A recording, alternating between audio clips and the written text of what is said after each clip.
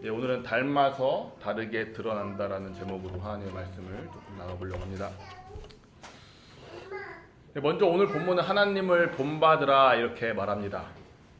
자, 그런데 좀 생각해보면요, 사람을 닮는 것도, 누군가를 본받는 것도 어려운데 과연 하나님을 본받을 수 있을까요? 안타깝지만 그럴 수가 없습니다. 우리가 누군가를 롤모델 삼아서 본받는 것도 어려운데 하나님의 기준에 미치는 것은 어불성설이죠. 더군다나 인간은 생각이 바뀌지 않고 욕망이 여전히 삶을 지배합니다. 그렇기 때문에 사람은 결코 하나님을 본받을 수 없습니다. 생각과 중심이 결국에는 자기 중심에게 있기 때문입니다. 그러나 우리가 이전 말씀을 살펴봤듯이 옛사람이 아니라 주님 안에서 거듭난 새 사람은 다릅니다.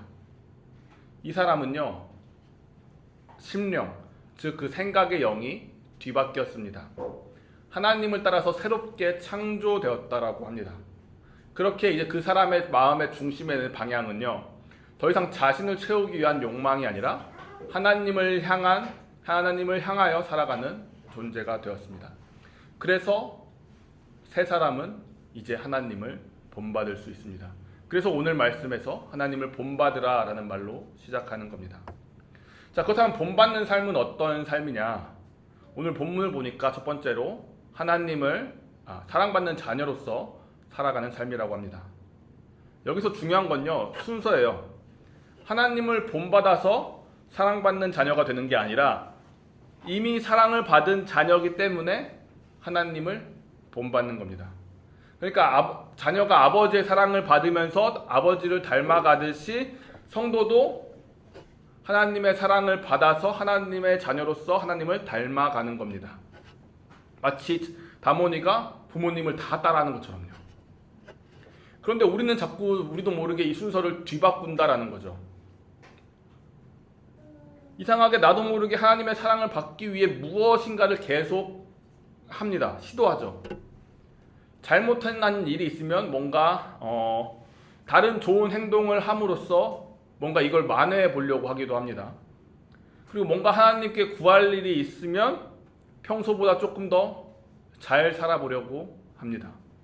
반대로 신앙생활을 내가 꽤 잘하고 있다면 이걸 근거로 해서 무언가 하나님이 나에게 뭔가를 주실 거라 생각하면서 기대하기도 합니다. 그러니까 우리의 이런 잘못된 행동 가운데는 어떤 심리가 있냐면 마치 우리의 행동에 따라 하나님의 사랑이 조금 더 커지기도 하고 조금 작아지기도 하는 것처럼 우리는 여기고 있다라는 겁니다. 그런데 바울은 지금 정반대로 이야기하죠.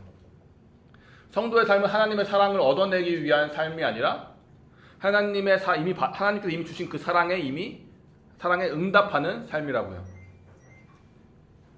자, 그러니까 사랑을 받아본 사람이 사랑을 할 수 있는 것처럼 하나님의 사랑을 받은 사람의 삶에는 자신을 사랑하신 그 하나님의 모습이 묻어날 수밖에 없는 겁니다. 자, 그렇다면 오늘 본문에서 말하는 하나님의 사랑을 받는 그 자녀가, 사랑받는 자녀가 살아가야 되는 그 하나님의 모습, 닮아가야 되는 그 하나님의 모습은 무엇일까요?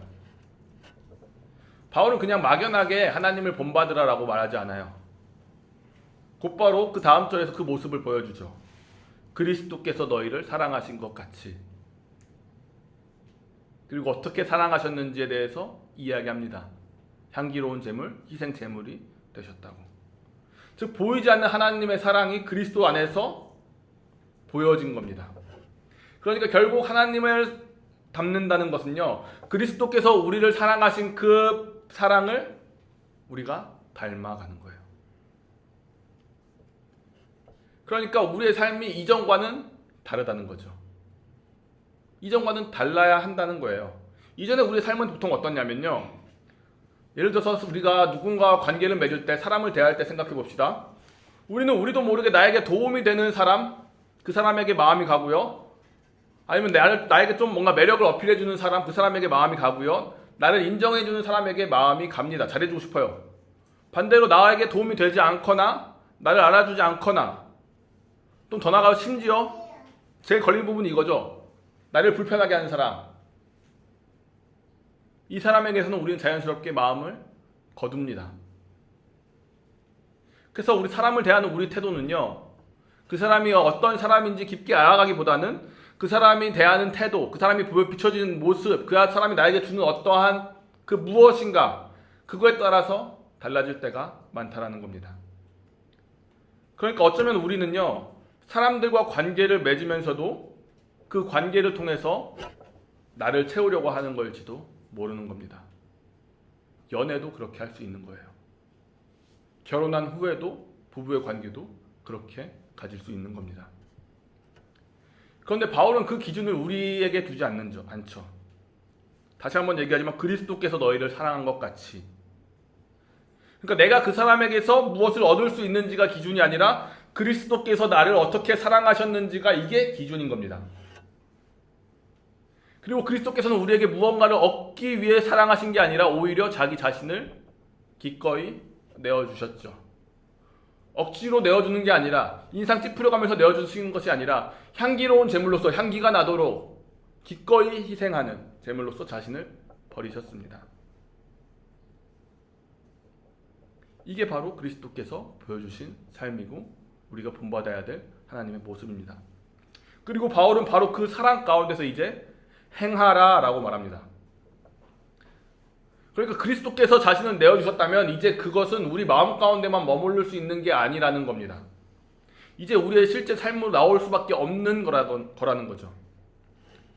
그런데 여기서도 우리는 이렇게 오해할 때가 있어요. 그것을 그냥 마음으로 느끼는 것만으로, 마음에 간직하는 것만으로 충분하다고 생각하는 정도가 있다는 겁니다.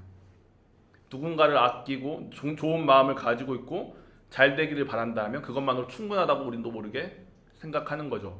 물론 그거 좋아요. 그런데 정작 그 사람을 위해서 시간을 내어주지 않고, 정작 그 사람을 위해서 내 편안함을 포기하지 않고, 또 내 불편함을 내려놓지 않는다라면, 그러니까 마음은 있는데 내 삶에서 그 어떠한 것조차 내어주지 않는다라면 그것은 정말 그 사랑이 내 마음을 움직이고 있는 걸까요? 그것은 정말 사랑일까요? 아니면 내가 누군가를 사랑하고 있다라고 생각하는 자기 합리화나 내 안에 있는 사랑이라 이름하고 있는 우상은함일까요? 그래서 오늘 본문은요, 바울은 단순히 그냥 사랑하는 마음을 가지라고 이야기하는 게 아니라 사랑 가운데서 행하라 라고 말합니다. 여기서 행한다는 건요, 걸어간다라는 뜻이 담겨 있어요. 그러니까 사랑은요, 한 번 실천하는 것으로 끝나는 게 아니라는 거예요. 그리스도께서 자신을 내어주신 그 방식을 내 삶의 방향으로 삼고 계속 꾸준히 걸어간다라는 겁니다. 내 시간과 편안함, 때로는 내 권리, 내 자유, 내 자존심까지 다른 사람을 살리기 위해서 내어놓는 겁니다. 이게 굉장히 어려워요. 왜냐하면 우리가 이렇게 기꺼이 내어놓았는데 그 사람이 내 희생에 반응하면 좋은데 열이면 열, 이상하게 그런 사람들은 그걸 귀한 줄 모르고 똑같은 태도로 나를 대하기 때문입니다. 그럼 그때 다시 행해야 되는 게 바로 이 사랑 가운데 행하는 겁니다. 계속 걸어가는 거예요. 결국 사랑받는 자녀가 아버지를 닮는다는 것은요, 마음속에 사랑이란 감정을 가지고 있는 것이 아니라 자신을 내어주신 그리스도의 모습이 우리 실제 삶에서도 보이기 시작하는 것. 이게 바로 하나님을 본받는 것, 닮음입니다. 이어서 바울은 그리스도의 사랑을 말한 직후에 이렇게 이야기합니다. 음행과 온갖 더러운 것과 탐욕은 너희 중에서 그 이름조차 부르지 말라. 자, 얼핏 보면은 지금 주제가 뭔가 바뀐 것 같아요. 하나님을 본받지 말라 이야기하다가 음행과 온갖 더러운 것과 탐욕을 이야기하니까요. 자, 이게 근데 따로 떨어져 있는 게 아닙니다. 자, 앞에 말씀과 이어서 보면요, 이게 되게 선명하게 대조가 돼요. 자, 한번 보겠습니다. 그리스도께서는요, 우리를 사랑하셔서 자신을 내어주셨습니다. 반대로 음행과 온갖 더러운 것과 이 탐욕은요, 그 중심에 뭐가 있냐면요, 나를 채우려고 하는 게 있습니다.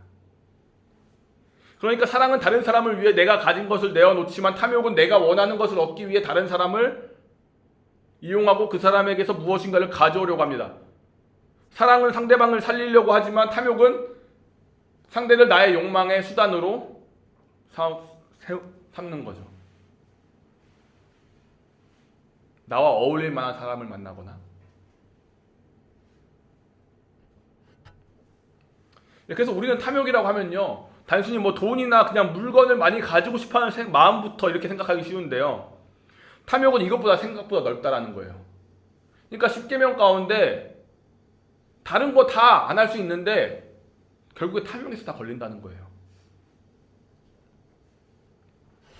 앞에서 그리스도의 사랑이 자신을 내어주는 방향으로 움직였다면, 탐욕은 정반대로 모든 것을 나에게 이끌어 가지고 오는 방향으로 움직이는 거죠. 그러므로 탐욕은요, 단순히 그냥 많이 가지는 정도에 있는 게 아닌 거예요. 무엇이든 나를 채우기 위한 수단으로 삼으려는 그 삶의 방향에 있는 겁니다.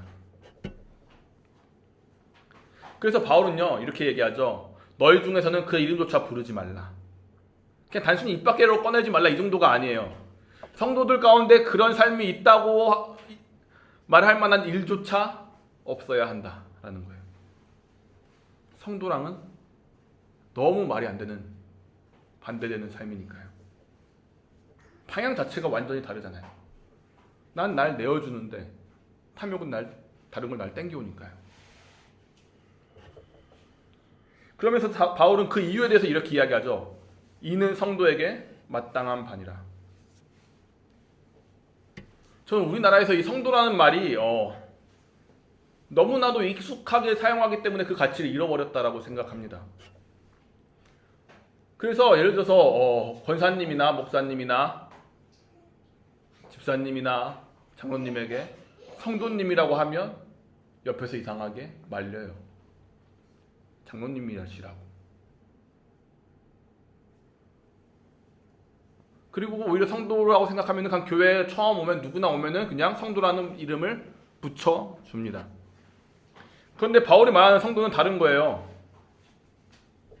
그러니까 여기서 먼저 그게 어떻게 다르냐면요, 먼저 성도에게 마땅한 반이라, 이건요, 이 안에 어떤 의미가 담겨 있냐면, 이제 너희가 어떠한 사람인지, 너희가 누구인지 생각해보라는 말이 담겨 있는 거거든요. 그렇다면 성도가 어떠한 사람이냐?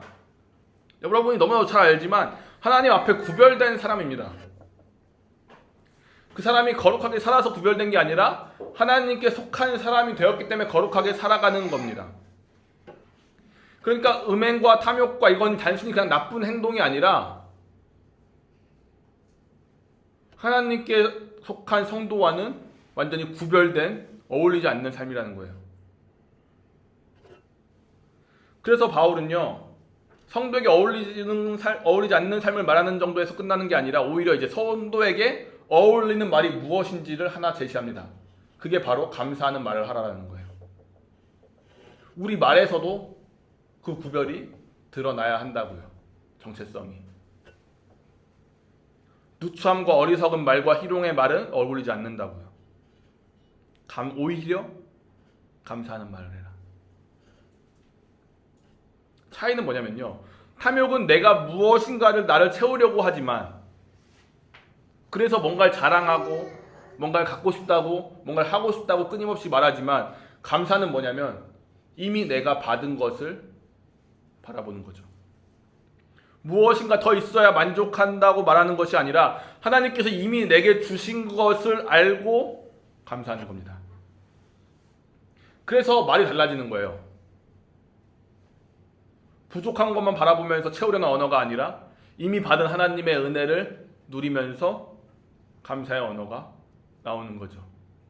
그러니까 나를 점검해 볼 수 있는 거예요. 이 말을 통해서. 난 지금도 여전히 결핍을 느끼면서 살고 있나? 아니면 내가 주신 그 은혜에 반응하면서 살고 있나? 내가 말하는 것을 통해서 동시에 나를 되돌아봐야 된다는 거죠.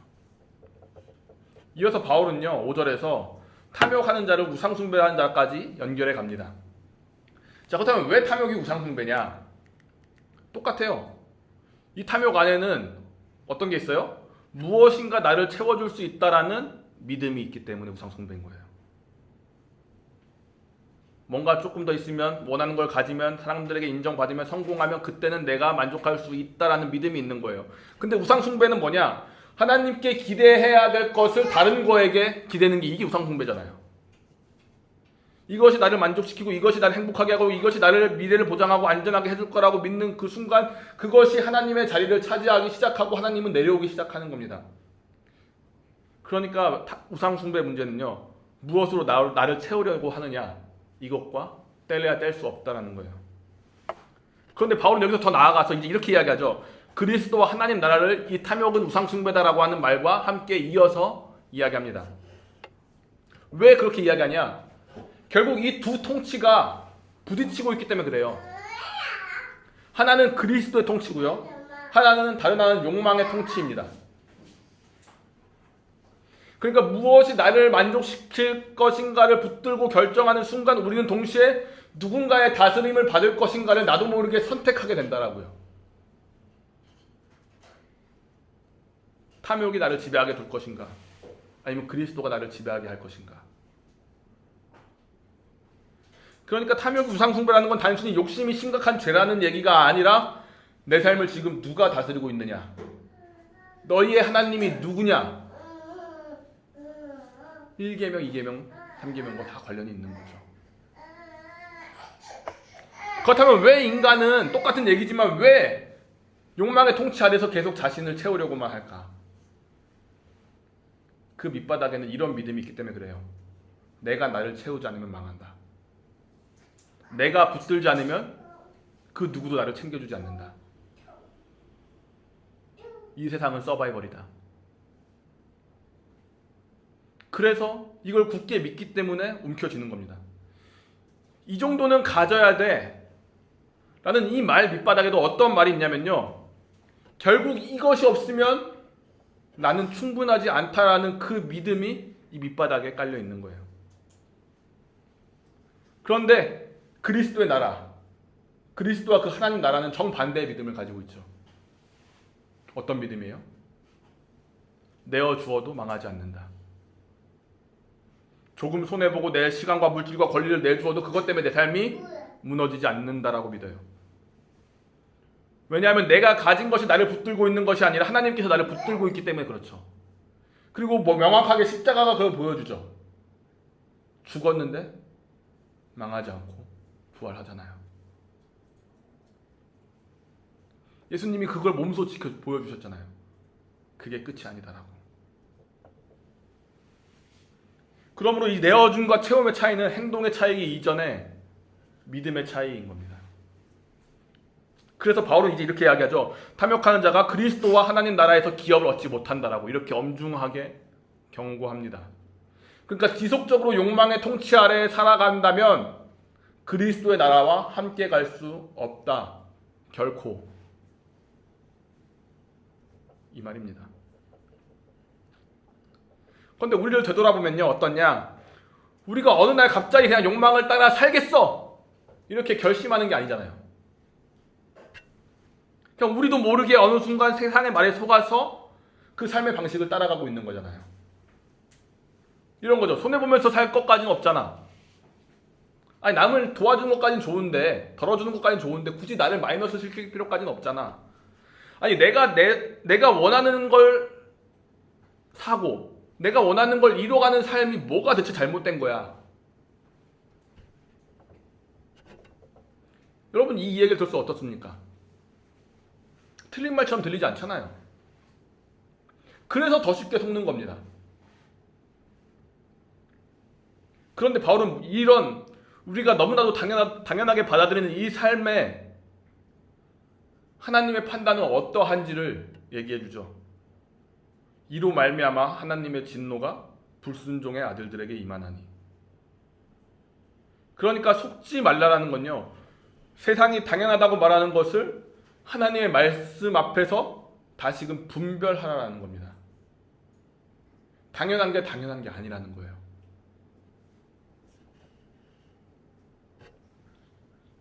세상의 풍조와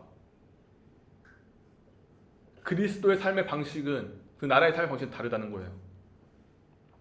그리고 그렇게 세상이 당연하다고 말하는 그 삶의 방식을 여러분이 분별하기 시작했다라면 이제 분별하는 것으로 끝내는 것이 아니라 거기에 참여하지 말아야 한다는 거죠. 그래서 바울이 이렇게 얘기하는 거예요. 그들과 함께하는 자가 되지 말라. 단순히 그들과 함께하는 자리에 앉지 말아라 이 정도가 이 말 하는 게 아니에요. 세상과 거리를 두고 뭐 기도원에 가서 살아라, 교회에서만 살아라 이렇게 말하는 게 아니에요. 믿는 사람만 만나라 뭐 그렇게 말하는 게 아니에요. 그들과 함께 살아가지만 그들을 지배하고 있는 그들의 삶의 방식에는 함께하지 않는 게 바로 그들과 함께하는 자가 되지 말라라는 거예요. 그러면서 바울은 이제 이 세상 가운데서 다른 통치, 세상의 통치가 아니라 다른 통치를 받으며 살아가는 성도들을 뭐라고 부르냐면 이제 빛이라고 부르죠. 그런데 여기서 표현이 좀 독특해요.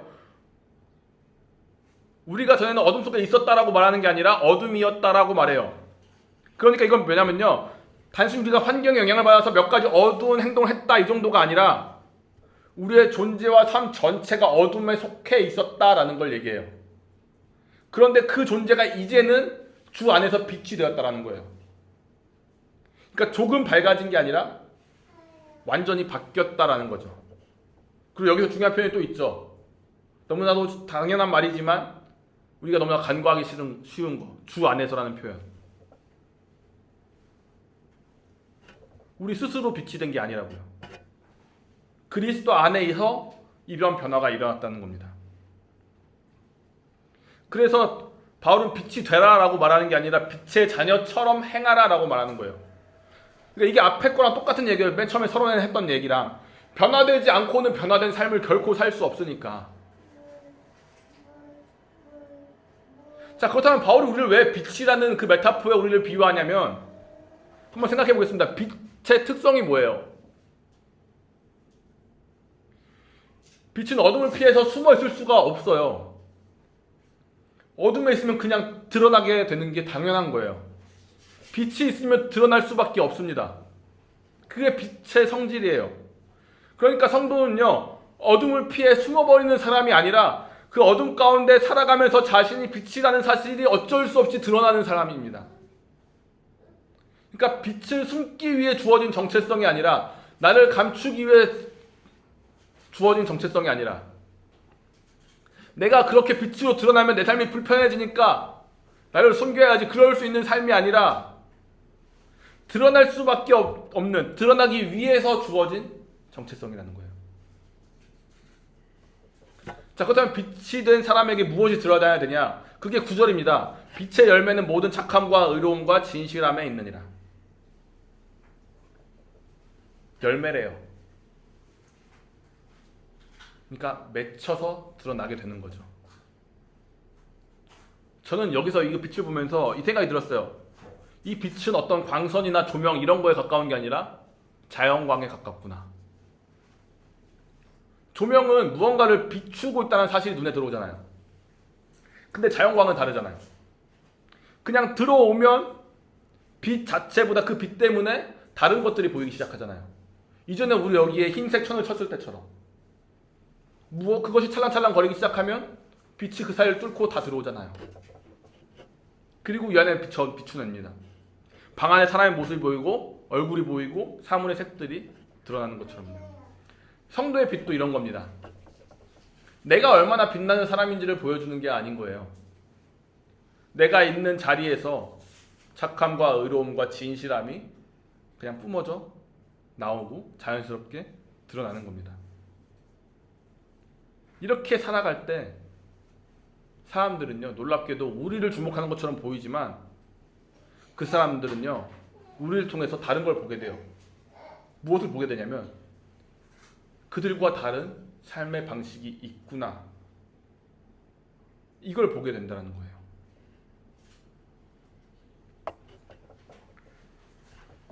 이어서 계속 보겠습니다. 10절입니다. 빛으로 살아가기 위해서 우리가 해야 될 일이 있어요. 바로 무엇이 주님을 기쁘시게 하는지를 계속 살펴야 한다는 거죠.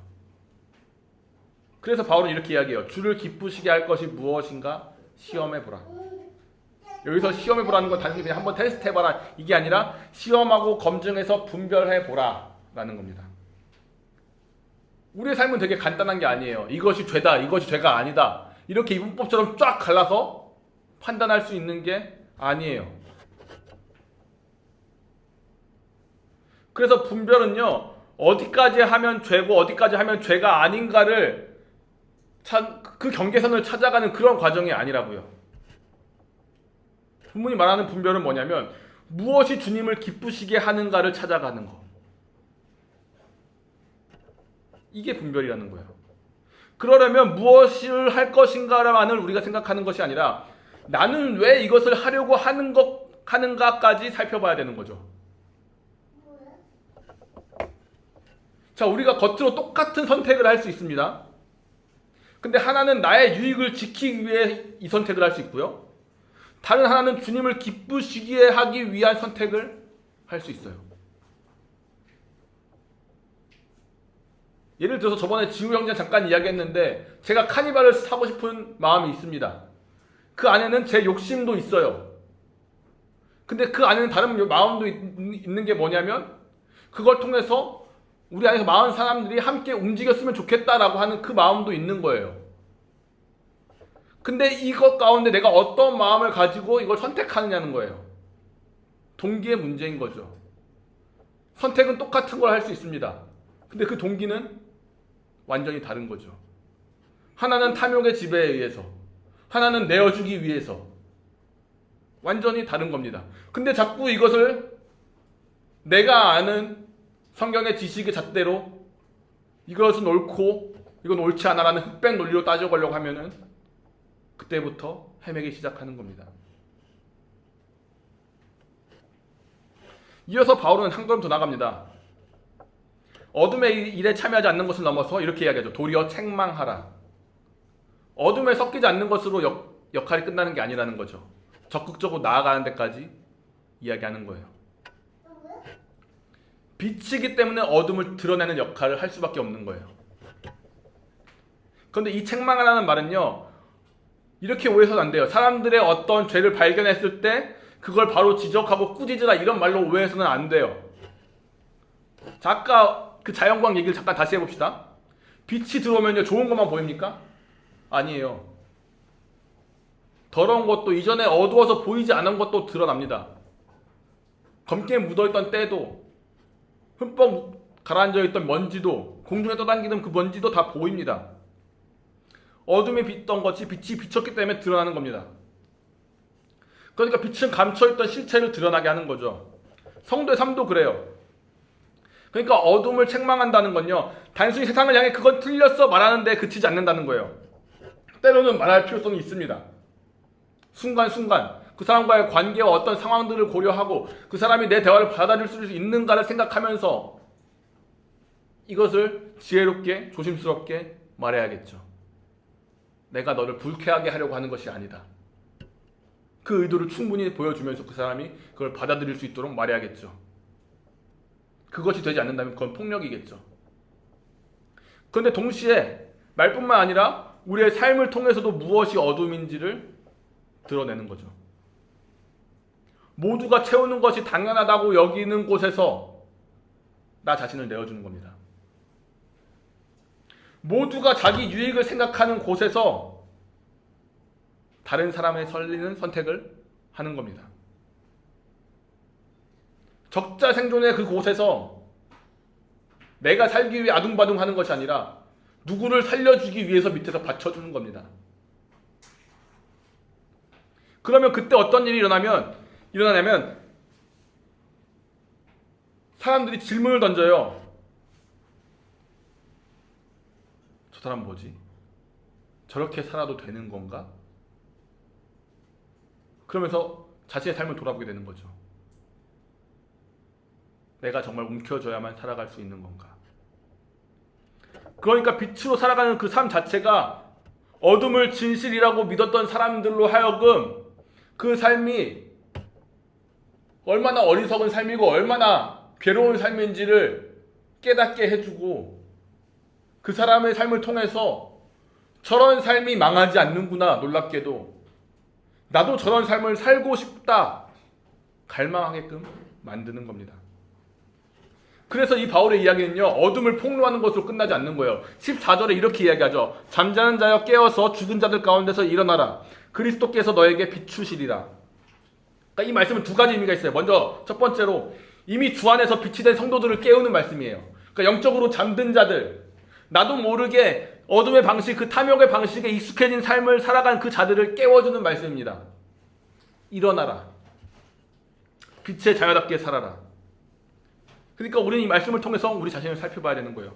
동시에 이 말씀은요, 아직 여전히 어둠과 죽음 가운데 있는 자들에게 그리스도께로 나오라라는 복음의 초청으로도 들리게 되는 거죠.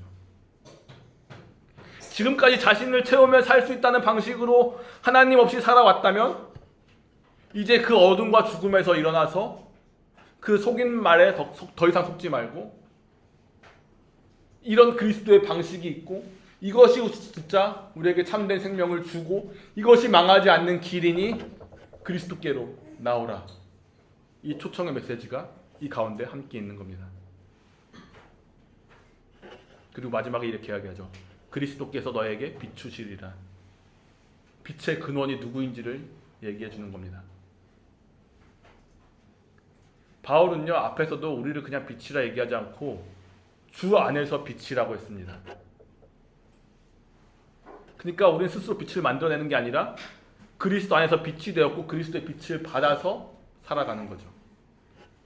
그러므로 우리가 얼마나 착하고 의롭고 진실한 삶을 사는 것은요, 우리가 이런 사람이다라는 걸 보여주기 위한 게 아니라 세상을 살아가는 삶의 방식은 그리스도를 붙잡는 것으로 말미암아 온전하게 살아갈 수 있다는 걸 보여주는 거고, 궁극적으로 그리스도가 구주라는 걸 보여주는 겁니다. 그러니까 우리의 삶 너머에 계신 그리스도를 바라보게 하는 것, 이것이 바로 이 세상 가운데 빛으로 부름받은 우리들의 존재 목적입니다. 자, 말씀을 맺겠습니다. 우리는 하나님의 사랑을 받기 위해 살아가는 사람이 아닙니다. 이미 우리는 사랑을 받은 하나님의 자녀입니다. 세상과 다르게 살아서 하나님께 속한 자도 아닙니다. 이미 하나님께 속한 성도입니다.